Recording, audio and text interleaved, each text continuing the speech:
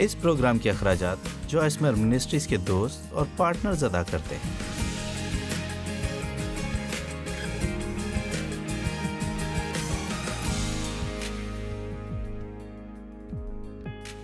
میرا خیال ہے کہ آپ وقت سے پہلے فیصلہ کر سکتے ہیں، اس سے پہلے کہ آپ زخمی ہو جائیں کہ کیسا رد عمل کریں گے۔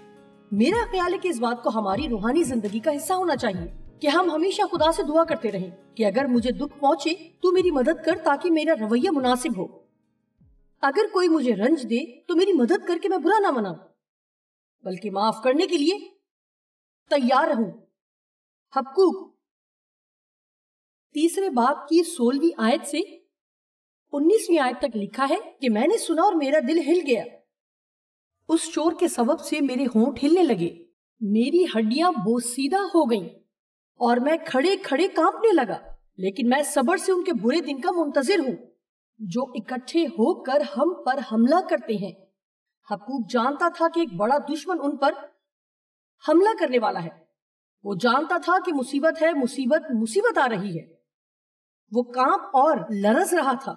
اب سنیں، آپ میں سے کتنے جانتے ہیں کہ اکثر جب آپ ڈاکٹر کے پاس جاتے ہیں اور وہ آپ کو بلاتا ہے اور کچھ بتانا چاہتا ہے کہ جلد سے جلد آپ کو کچھ بتائے اور آپ دل میں ڈر جاتے ہیں، جانے سے پہلے ہی پریشان ہو جاتے ہیں۔ حقوق کے فیصلے پر غور کریں جو دشمن کے آنے سے پہلے اس نے کیا۔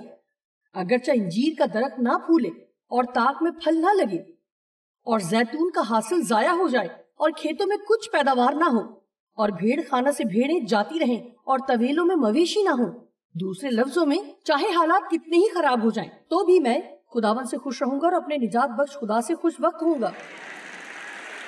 سنیں، ہم وقت سے پہلے ہی فیصلہ کر سکتے ہیں، چاہے حالات کیسے ہی آنے والے ہوں، ہم خدا میں شادمان ہوں گے۔ میں جو کہنا چاہتی ہوں وہ آپ کو اچھا نہیں لگے گا، لیکن پھر بھی میں آپ کو بتانا چاہوں گی کیونکہ یہ سچ ہے۔ جو آپ چاہتے ہیں ہر مرتبہ حالات آپ کی مرضی کے مطابق نہیں ہوں گے۔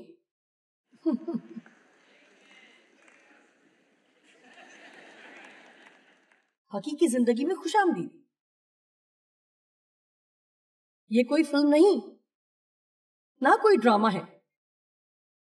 لوگ برے ہیں، خود غرض ہیں، اپنی ذات تک محدود ہیں، وہ آپ سے فائدہ اٹھائیں گے اور آپ کو تکلیف ہوگی، لیکن آپ فیصلہ کر سکتے ہیں کہ آپ لوگوں سے نفرت نہیں کریں گے چاہے وہ آپ سے برائی کریں، بلکہ آپ ان پر رحم کھا سکتے ہیں، ترس کھا سکتے ہیں، اور یہی کام ہے جو ہمیں کرنا ہے۔ میں اپنے باپ کے لیے اس مقام پر پہنچی کہ بس اس کے لیے افسوس کروں، کیونکہ اسے کبھی زندگی ملی ہی نہ تھی، اسے اچھا آغاز نہیں ملا تھا، اسے باقاعدہ سکھایا نہیں گیا تھا۔ اس کا یہ مطلب نہیں کہ اس نے جو کیا وہ ٹھیک تھا، وہ ٹھیک نہیں تھا اور وہ بھی جانتا تھا کہ ٹھیک نہیں ہے، لیکن اس کے پاس زندگی نہیں تھی۔ جب وہ مر گیا تو کوئی اس کے جنازے پر نہ آیا، کسی کو پرواہ نہ تھی، کسی نے کبھی محسوس نہ کی۔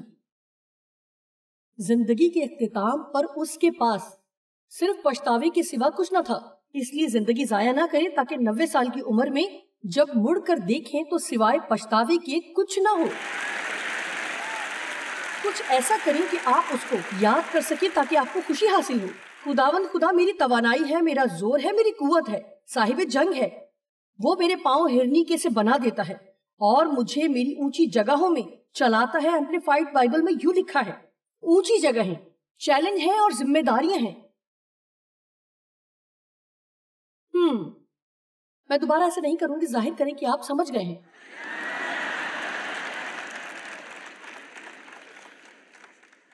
اپنے دکھ ضائع نہ کریں، دراصل یہ آج کے پیغام کا اصل عنوان ہے۔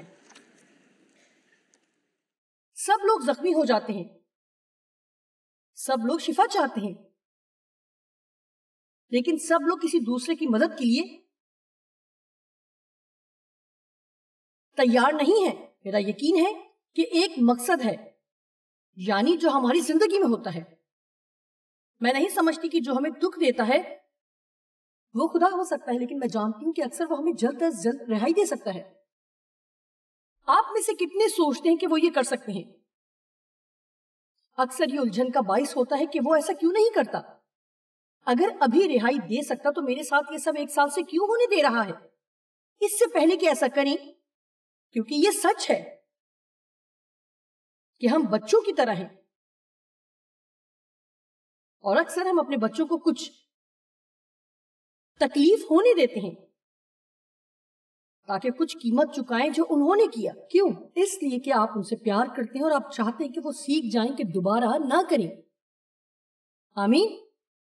اس لیے اگر میں نے خود کو مشکل میں ڈال دیا ہے جس کی وجہ انجان پن ہے، برے فیصلے ہیں، نافرمانی ہے یا کچھ بھی،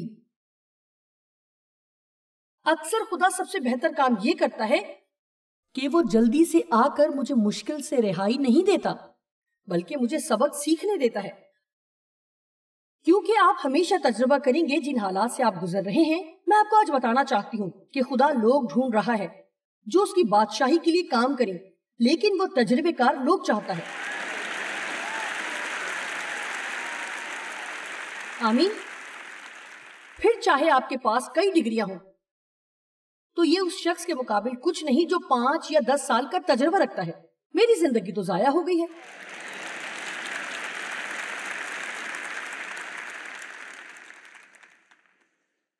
لیکن ایسا نہیں ہونا چاہیے.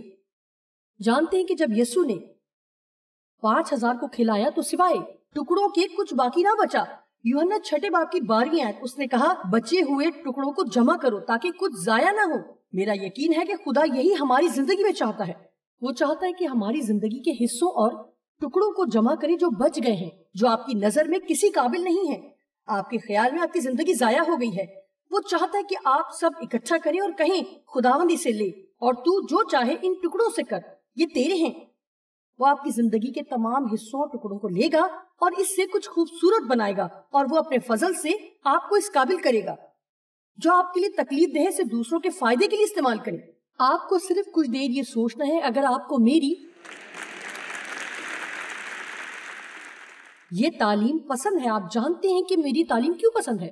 کیونکہ میں یہ کسی کتاب سے نہیں پڑھ رہی اور یہاں کھڑے ہو کر لیکچر دے رہی ہوں.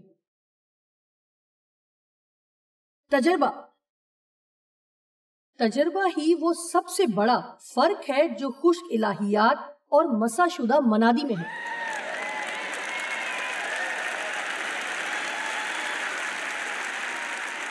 کیا یہ دوبارہ کہوں؟ اب آپ جان چکے ہیں تجربہ ہی وہ فرق ہے جو خشک الہیات اور مسح شدہ منادی میں ہے، جو آپ کی زندگی کو بدلتی ہے جب آپ سنتے ہیں.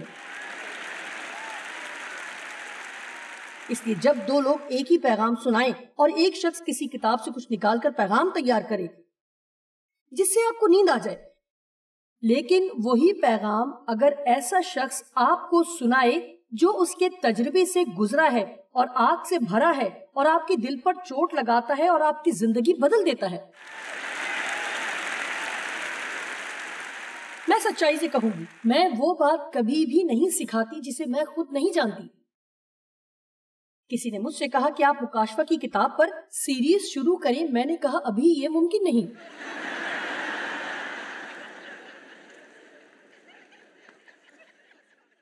یہ ممکن نہیں کیونکہ میں اس کتاب کی سمجھ نہیں رکھتی.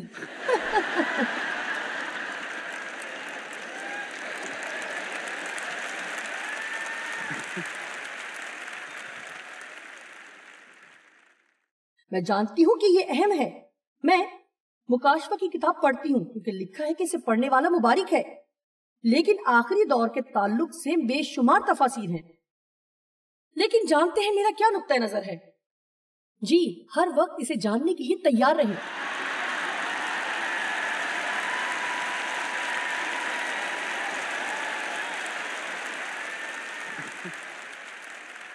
ہمیں یہ جاننا کیوں ضروری ہے کہ وہ کب آئے گا. پولس کا خیال تھا کہ وہ آخری دور میں ہے. ہم سب نجات یافتہ ہیں. یسوع جلد آ رہا ہے. میں صرف اتنا جانتی ہوں کہ وہ آخری دور میں تھا اور ہم آخری کے آخری دور میں ہیں. اس لیے میں نہیں جانتی کہ یسوع میری زندگی میں پھر واپس آئے گا یا نہیں، لیکن مجھے خوشی ہے کہ اگر وہ آج رات آ جائے تو میں بالکل تیار ہوں گی. آپ ایسی ہی زندگی گزارنی چاہیں گے؟ آپ ایسی زندگی نہیں گزارنا چاہیں گے. اور شاید مجھے شام کے تعلق سے کسی مکاشفے کی ضرورت ہے تاکہ مجھے یہ جلد پتا چل جائے کہ یسوع کب آ رہا ہے، تاکہ میں جلدی کر سکوں اور تیار رہوں اگر وہ بہت جلدی آ جائے. دیکھیں، ہمیں ایسی زندگی گزارنی ہے، تیاری نہیں بلکہ تیار رہنے والی. مرنے سے نہ ڈریں، آسمان پر جانے کے لیے پرجوش رہیں، تب ہی اصل زندگی شروع ہوگی. यसु फिर से बहुत जल्द आ रहा है, इसलिए वक्त नहीं कि गुनाह में उलझे रहें और वो काम हरगिज ना करें जो खुदा ने आपको करने से मना किया है, और कुछ नहीं। तो इस हफ्ते उन सबको माफ करें जो आपको तकलीफ दे रहे हैं। ये फैसला करें कि मैं अपनी जिंदगी लोगों से नाराजगी में नहीं गुजारूंगी जो मुझे दुख दे रहे हैं, क्योंकि शायद वो जानते भी नहीं कि वो ये क्यों कर रहे हैं। मैं वो करूंगी जो खुदा मुझे करने को कहेगा। मैं उनके लिए दुआ करूंगी, क्योंकि मैं नहीं चाहती कि वो जहन्नुम में जाएं। मैं चाहती हूँ कि वो निजात पाएं। मैं अच्छी जिंदगी चाहती हूँ। और जब आप ऐसा करना शुरू करेंगे तो इब्लीस रास्ते से हट जाएगा, क्योंकि उसका आप पर कोई इख्तियार नहीं रहा।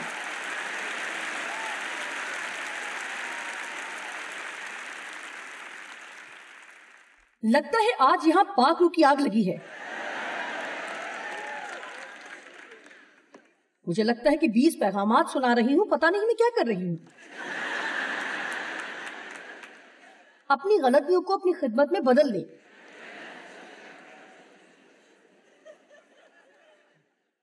मैं एक दिन किसी लड़की से बात कर रही थी।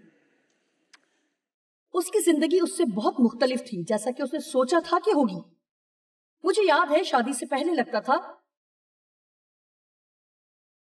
वो एक अच्छी मनात होगी। वो हमारे साथ कुछ अरसे तक कैदियों की खिदमत का काम करती रही। फिर उसकी शादी होगी, उसकी बेटी पैदा हुई। उसकी पहली बेटी को ज़हनी फालिज था और ऑटिस्टिक की बीमारी भी थी, इसलिए यह जाहिर है उसके लिए ये मुश्किल हालात थे। उसका एक छोटा बेटा था। बताया गया कि उसे भी ऑटिस्टिक की बीमारी है। वो उसके खिलाफ खड़ी हो गई और इकरार किया कि मैं ये कबूल नहीं कर सकती, और वो लड़का ठीक हो गया। लेकिन कड़वाहट और रंज से भरने की बजाय, क्योंकि उसकी जिंदगी वैसी ना हुई जैसी उसने सोची थी कि होगी, उसने एक खिदमत शुरू की है। वो बहुत सी कलीसियाओं के साथ मिलकर काम कर रही है ताकि वो खास प्रोग्राम रखें, खास कमरा तैयार करें जहां पर सारे रजाकार मिलकर इतवार के दिन उन बच्चों की देखभाल कर सके जिनकी खास जरूरतें हैं, ताकि वालिदैन को हफ्ते में एक बार मौका मिल सके कि वो सब मिलकर बैठ सके।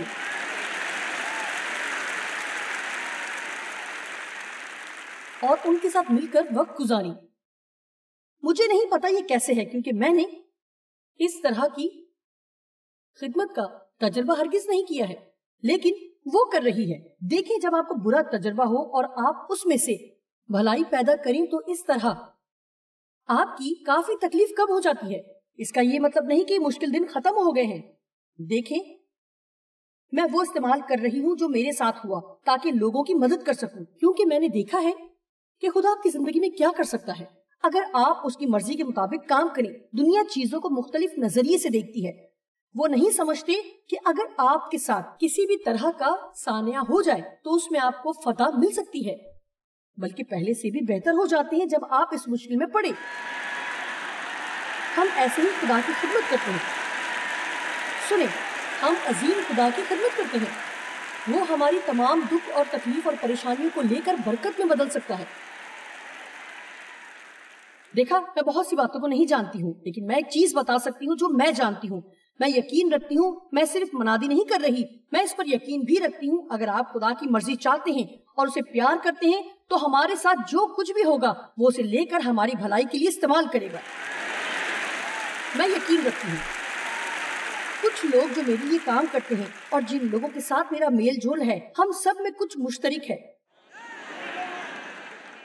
कि अंजाम अच्छा होगा। इसका अंजाम अच्छा होगा।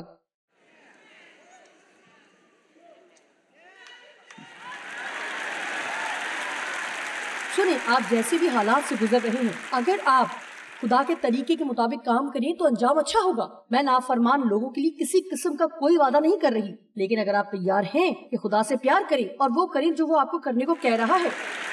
सुने, इस हफ्ते में बेहतर होने की बात कर रहे हैं, ना कि कल होने की। जख्मी तो हो लेकिन कड़वाहट नहीं। इसका मतलब है कि आप माजी की तमाम गलतियों को छोड़कर उसके लिए उज़र बनाना छोड़ दें। आपको नहीं पता उन्होंने मेरे साथ क्या किया। आपको नहीं मालूम ये कितना मुश्किल है। मैं जानती हूँ कि ये कितना मुश्किल है। खुदा ने हमें आसान कामों के लिए मसा नहीं किया।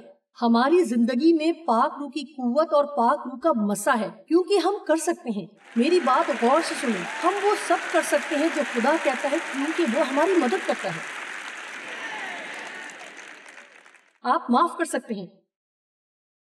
ٹھیک ہے، دوسرا کرنتھیوں پہلے باب کی 2 اور 4 آیت. یہ بہت ہی شاندار آیات ہیں. سنیں، ہمارے خداوند یسوع مسیح کے خدا اور باپ کی حمد ہو، جو رحمتوں کا باپ ہے اور ہر طرح کی تسلی کا خدا ہے. لہذا 4 آیت غور سے سنیں. وہ ہماری سب مصیبتوں میں ہم کو تسلی دیتا ہے، تاکہ ہم اس تسلی کے سبب سے جو خدا ہمیں بخشتا ہے، جی اب غور سے سنیں، ان کو بھی تسلی دے سکے جو کسی طرح کی مصیبت میں ہیں. وہ یہاں کیا کہنا چاہ رہا ہے؟ یعنی جب آپ کسی بھی طرح کی مصیبت میں ہوں تو آپ کے پاس وہ خدا ہے جو تسلی کا سر چشمہ ہے. اسے پکاریں تو رحم اور تسلی کا خدا آ کر ہمیں تسلی دے گا. ہاں، وہ چاہتا ہے کہ آپ اچھا محسوس کریں، لیکن اس کی تسلی کا بڑا مقصد یہ ہے کہ آپ ان کو تسلی دے سکیں جو مصیبت زدہ ہیں. وہ آپ کو شفا دینا چاہتا ہے تاکہ آپ جائیں اور کسی کی مدد کریں. وہ آپ کو بھیجتا ہے کیونکہ آپ کو اس کا تجربہ ہوا ہے کہ خدا آپ کے لیے بھی کرے گا اور آپ کو حق ہے اور تیار ہیں. تجربہ ہے کہ دوسروں کو جا کر بتائیں کہ خدا آپ کو بھی تسلی دے سکتا ہے، وہ آپ کو بھی نکال سکتا ہے. پھر وہ آپ کا یقین کریں گے، اس لیے نہیں کہ آپ ان کو قائل کر رہے ہیں، بلکہ اس لیے کہ آپ کی زندگی پر خدا کے پاک روح کا مسا ہے. کیونکہ آپ اس مشکل سے گزر چکے ہیں. جب آپ مشکل حالات سے گزرتے ہیں تو آپ پر مسا آ جاتا ہے.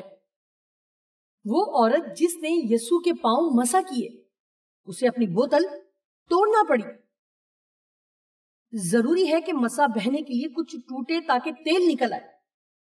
اگر آپ مطالعہ کریں کہ مسا کا تیل کیسے حاصل کر سکتے ہیں، یہ کچھ بیجوں سے نکلتا تھا جن کو مسلا جاتا تھا تاکہ تیل نکل سکے. اکثر ہمارے جسم کا مسلا جانا ضروری ہے تاکہ خدا اس میں سے کچھ اچھا نکال سکے جو کہ اس کے اندر ہے، جس سے لوگوں کی مدد ہو سکے.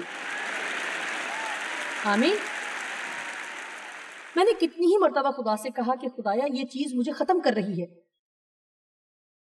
آخر ایک دن میں نے جان لیا اور یہ حقیقت ہے کہ وہ چیز مجھے ختم کر رہی تھی تاکہ مسیح میرے وسیلہ ظاہر ہو. کیا آپ نے سنا؟ میں یہ برداشت نہیں کر سکتی. جی ہاں، آپ کر سکتے ہیں. اگر آپ ایسا نہیں کر سکتے تو کبھی بھی ان حالات سے نہیں گزارے جاتے. ٹھیک ہے، خدا آپ کو تسلی دیتا ہے. پھر وہ آپ سے کیا توقع کرتا ہے؟ وہ توقع کرتا ہے کہ آپ کسی اور کی تسلی کا باعث بنے. خدا اس لیے شفا نہیں دیتا کہ ہم صرف اس سے برکت پائیں. اس کے پیچھے مقصد ہے. اگر مقصد نہ ہوتا تو آپ پہلے ہی یہ دنیا چھوڑ کر آسمان پر چلے جاتے. مجھے پرواہ نہیں کہ آپ کتنے چھوٹے یا بوڑھے ہیں. خدا کا آپ کے لیے مقصد ہے. اگر آپ یہاں ہیں تو خدا کا آپ کے لیے مقصد ہے. اس لیے مناد کو ہر وقت گھورنے کی بجائے اور خدا کا انتظار کرتے رہنے کی بجائے آپ کو جاننے کی ضرورت ہے کہ خدا آپ سے کیا کروانا چاہتا ہے اور اس میں مصروف ہو جائیں. کوشش کریں کہ یہ کام آپ کو کسی خاص منسٹری پلیٹ فارم سے نہ کرنا پڑے، بلکہ بہتر ہے کہ ایسا نہ کرنے کے لیے دعا کریں. میں بتانا چاہوں گی آپ میں سے ہر ایک کسی کی مدد کر سکتا ہے. آپ میں سے ہر ایک کسی کو مسکراہٹ دے سکتا ہے. آپ کسی کی زندگی کو بہتر بنا سکتے ہیں. جب آپ ایسا کرتے ہیں تو آپ ایسی خوشی حاصل کرتے ہیں کہ آپ نہیں جانتے کہ اس خوشی کو کیسے سنبھالیں. خدا کا مقصد آپ کے فہم سے بالا تر ہے جب ہم مشکل حالات سے گزرتے ہیں. میں جانتی ہوں کہ اس وقت آپ میں سے کچھ لوگ بہت مشکل حالات سے گزر رہے ہیں جن کی کوئی وجہ معلوم نہیں اور آپ سمجھ نہیں پا رہے. نہ یہ انصاف لگتا ہے. خدا پر بھروسہ رکھیں اور بھلا کریں.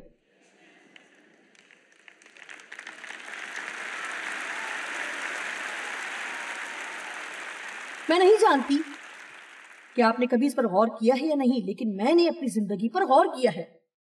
جب میری زندگی میں بہت سنگین مسئلہ ہو اور میں اپنی کسی بھی طرح سے مدد نہ کر سکوں، اور ایسا کوئی بھی طریقہ نہیں کہ میں اپنے مسئلے کو حل کر سکوں، لیکن جب کہ میں اپنا مسئلہ حل نہیں کر سکتی تو خدا مجھے دوسروں کے مسائل کے حل کے لیے استعمال کر رہا تھا.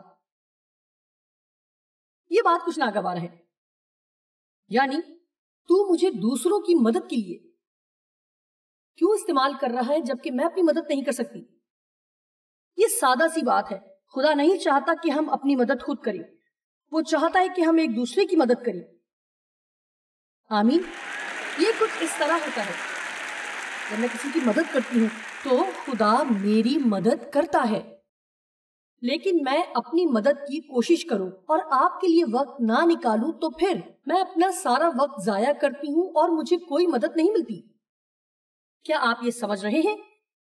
اس لیے اگر آپ کا کوئی مسئلہ ہے تو اس کا حل نکالنے کی کوشش نہ کریں. مطلب یہ کہ وہ کرے جو خدا پر ظاہر کرے اور کسی دوسرے کے لیے باعث برکت ہو. اگر ہم سب حقیقی مسیحی کی طرح کام شروع کر دیں.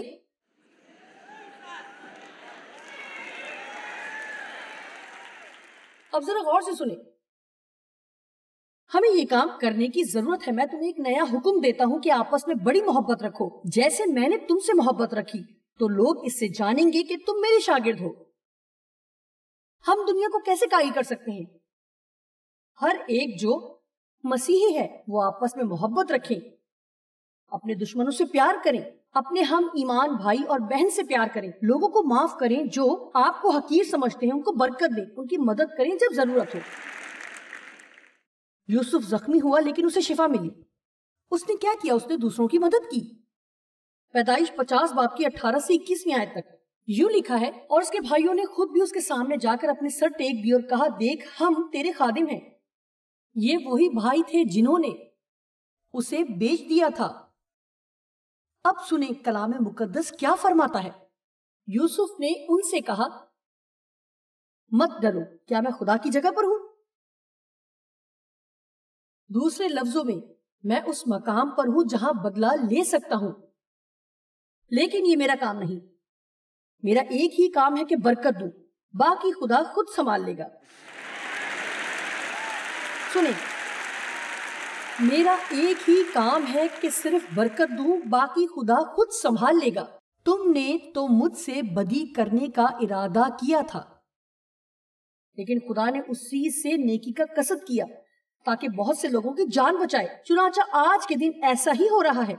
دیکھیے، خدا نے اسے اس مقام تک پہنچایا جہاں وہ اختیار رکھے کہ وہ یہ کام کر سکے، بلکہ اس کا اتنا تجربہ ہو کہ وہ فرعون کے محل کو قحط کے وقت سنبھال سکے، اور اس عمل کے دوران وہ اپنے خاندان کی دیکھ بھال بھی کر سکے جنہوں نے اس کے ساتھ بدسلوکی کی. سنیں، خدا ہم سے زیادہ ہوشیار ہے. آپ جانتے ہیں روت دکھ میں تھی جب اس کا شوہر مر گیا، اور اس کا دیور بھی، اور اس کی ساس نعومی جو کہ یہودی تھی. روت موابی تھی. وہ مواب کو پسند کرتی تھی. نعومی نے فیصلہ کیا جب اس کا بھی شوہر مر گیا اور اس کی 2 بہوؤں کے شوہر بھی مر گئے جو اس کے بیٹے تھے، اس نے فیصلہ کیا کہ وہ یہودا میں اپنے لوگوں کے پاس واپس جائے گی. اس نے موابی روت کی حوصلہ افزائی کی کہ وہ اپنے گھر چلی جائے، کیونکہ وہ کہتی تھی کہ میں غریب اور پست حال ہوں، میرے پاس دینے کو کچھ نہیں، میں تمہیں سنبھال نہیں سکتی. لیکن روت نے مشکل راستہ اختیار کیا. کیا جانتے ہیں کہ کتنا مشکل ہے ایسے شخص کو ڈھونڈنا جو کہ مشکل راستہ چنے؟ موسیٰ نے ایسا کیا. لکھا ہے اس نے مسیح کے لیے لان تان اٹھانے کو مصر کے خزانوں سے بڑی دولت جانا. اس نے آرام دہ زندگی چھوڑ دی تاکہ وہ کام کر سکے جو خدا کروانا چاہتا تھا، اور وہ اس مقام پر تھا کہ لوگوں کی مدد کر سکے. روت نے اپنی ساس کے ساتھ رہنے کا چناؤ کیا. ان کے پاس تو کھانے کو بھی کچھ نہ تھا. وہ کھیتوں سے اناج چنتی تاکہ وہ خوراک حاصل کر سکیں. اس نے مشکل راستہ اختیار کیا کیونکہ وہ یقین رکھتی تھی کہ خدا چاہتا ہے کہ وہ ایسا کرے. اس نے کہا، تیرے لوگ میرے لوگ ہوں گے اور تیرا خدا میرا خدا ہوگا. اور پھر اس کی شادی ملک کے سب سے امیر شخص سے ہو گئی اور براہ راست یسوع مسیح کے نسب نامے میں شامل ہو گئی. اتنا برا اجر نہیں. آمین. ہمارے دکھ بامقصد ہو سکتے ہیں، اگر ہم خدا کے کلام کی تابعداری کرتے ہوئے وہی کریں تو وہ نہ صرف ان کو ہمارے بھلے کے لیے استعمال کرے گا بلکہ دوسروں کی بھلائی کے لیے بھی. جو آپ کے آس پاس ہیں، اپنے دکھ سے کسی کو فائدہ پہنچائے.